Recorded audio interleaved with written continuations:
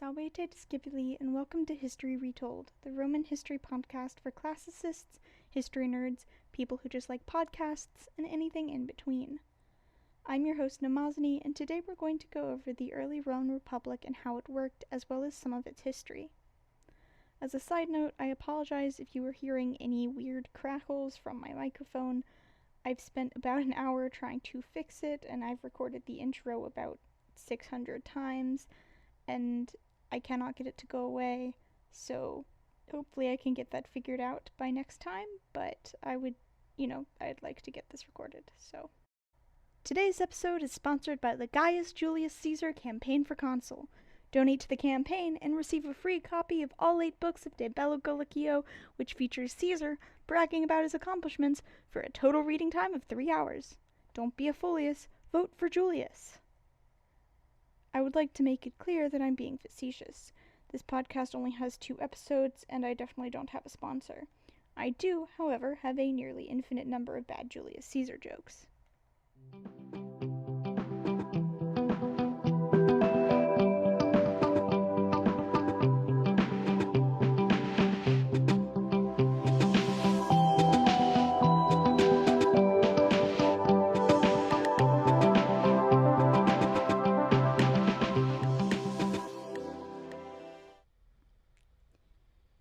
When we finish up the period of kings, Lucius Junius Brutus had just led a revolt to overthrow the Tarquinii. He became one of the first consuls, the office that somewhat replaced the monarchy. If you feel like you've heard that name before, it's because you likely have. I meant to bring this up last time, but the Lucius Junius Brutus, who was the friend of Julius Caesar, A2 Brute, was descended from the individual we're talking about here.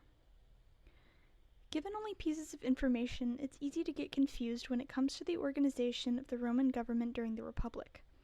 There was no one ruler, no president, no prime minister, no king, except in specific situations. And while it was somewhat intended to be a government for all citizens, the government was mostly dominated by the patrician class, the upper class, the social elite who made up a minority. Throughout history, people from the lower class, the plebeian class, made it into the big leagues, so to speak, but those instances are somewhat rare. For the most part, the Senate and all other government offices were controlled by the patricians. At the head of the state is the office of consul, which could be compared to a shared presidency or prime ministership. The consuls were in charge of both the government and the army, and they were elected every year by the Senate. According to law, the consuls had to be at least 43 years old and have held multiple other high offices in the past. During the Republic, law stated that one had to be part of the patrician class to run, and the political campaigns that the candidates ran often cost a great sum of money. A consul served only for a year and could be re-elected after 10 years. This was put into place with the intention to prevent corruption, and after what happened with Tarquin, it's easy to see why. Every decision had to be made by both consuls, each one had veto power over the other, so that there was never just one person making the decisions. The main body of government was made up of the Senate. The senators, too, were generally from the patrician class only, and were, of course, all male. The word Senate actually means assembly of old men. While this is supposed to suggest wisdom and experience, I find the meaning pretty funny. In today's world, that definition takes on a whole new meaning. The Senate was created to advise the consuls in the making of laws and the general decisions of state. The senators themselves were experienced public speakers, politicians, lawyers, and public servants. All of the proceedings were written down and made available to the public with the intent that there would never be any secrecy between the civilians and lawmakers. Later on, plebeians were able to have representation in the form of a tribune of the plebs, a part of the Senate to represent their own class in the making of laws, but that will take a little while to happen. The word dictator has negative connotations today, but during the Republic, when there was emergency that generally needed one person to be calling the shots, such as during a war, the Senate would elect a dictator to take control over the government until the crisis had passed. Once the emergency was over, the dictator would step down and the government would return to proceeding as normal. Both the monarchy and the republic had rich cultural history, but as far as documentation goes, we know a lot more about the Roman Republic than we do the former. This is, as a reminder, because it took a little while for people to really start writing stuff down, and it probably helped that the republic lasted a heck of a lot longer as well. So, now that we've talked about how the new system worked, let's dive into the history. We know Rome as an ancient superpower comparable to perhaps the modern United States or Russia. But like any fledgling civilization, they didn't start out that way. Just a year after the Republic's founding, Rome fought in the Gallic Wars. While Gaul would become a province many years later, this time the army was defeated and an attacking Gallic tribe eventually managed to plunder the city. This marks one of the only times that Rome itself would actually see the fighting that it was always engaged in. We're not exactly sure how the Romans took their city back. Perhaps the Gauls were driven off, or perhaps they were bribed. In 496, the Battle of Vergilius, Rome finally emerged victorious and took one of its first steps in the direction of becoming the conquerors instead of the conquered. Had they lost this war, they might have fallen under the rule of kings only 14 years after they had driven out their last one, and it certainly was a close call. The battle was fought against the Latins, one of the many tribes in the area at the time. Octavianus Manilius was Tarquin the Proud's son-in-law and the commander of the Latin army. Tarquin, as well as his younger son, not the infamous Sextus, was actually a member of the attacking army. The Roman army was under the command of their first dictator, Iullus Postumius, who we don't actually know that much about. The majority of what we know about this battle was recorded by the historian Livy a little over 400 years later, so this is another event where the exact details are a bit fuzzy. It was certainly close, and important commanders on both sides were killed in the fighting. Finally, the Roman army managed to storm the Latin city, and the war ended in a treaty that established both Rome and the Latin League as separate powers in the region. They remained as tentative allies until the Latin War in 340 BC. These early battles completely changed the course of Rome's history, yet we barely talk about them today. I dedicate like 95% of my time to studying the Latin language and obsessing over ancient cultures, yet even I hadn't heard of a few of them until I started my research for this project. In 340, another Roman victory led to an even larger expansion that placed their former allies under Roman law. Now, citizens of these cities were not equal to people who held Roman citizenship. They were now a lower class, even lower than the Roman plebeians.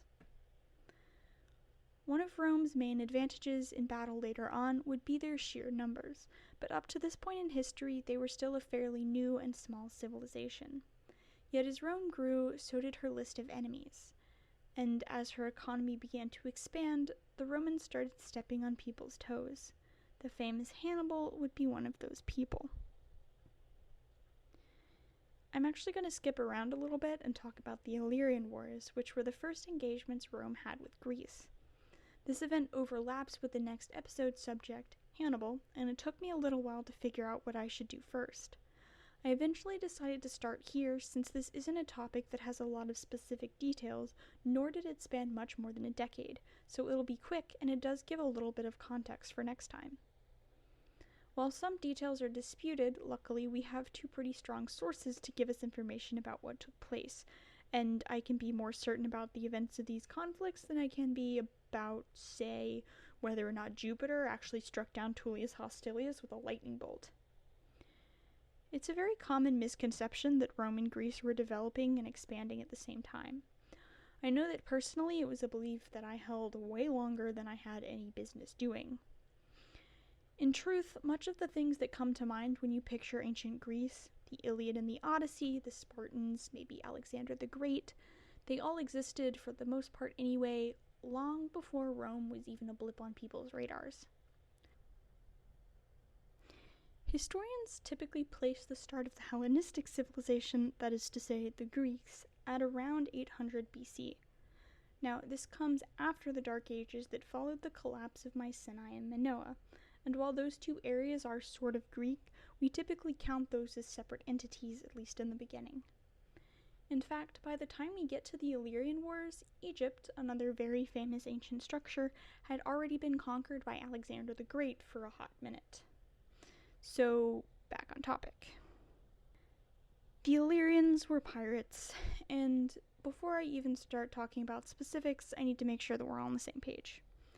These people were not anything like the romantic idea of pirates that we see in fiction, yo-ho-ho and a bottle of rum.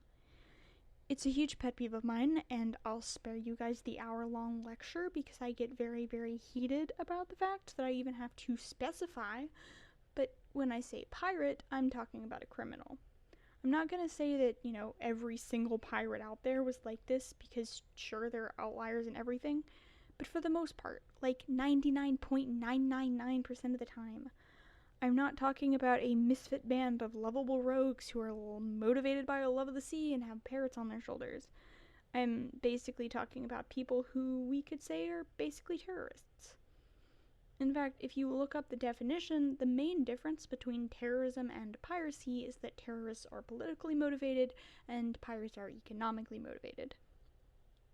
It really gets on my nerves that we're out here making movies where pirates are the so-called heroes, because honestly it feels like it'd be a slap in the face to the real victims of piracy. There's a reason we don't have popular media about your lovable local terrorist, because they're criminals who do disgusting, horrifying things. Pirates terrorized people not only on the sea, but on land as well. Along with passenger ships, merchant ships, and just about everything in between, they pillaged any port town they came upon. So when I'm talking about pirates, I'm talking about thieves, I'm talking about rapists, about ruthless killers, about human traffickers, about slave traders, about people who took child brides, about people who made games of torturing innocent people to death. Not about Captain Jack Sparrow and his jar of dirt. And this concludes today's rant. I think I need to take a few deep breaths. Okay. The Illyrians. So, the Illyrians were basically a group of pirate tribes that lived in what we now call the Balkans on the Dalmatian coast. They were always pirates since the beginning of their existence, who mainly spent their time terrorizing Italian merchants.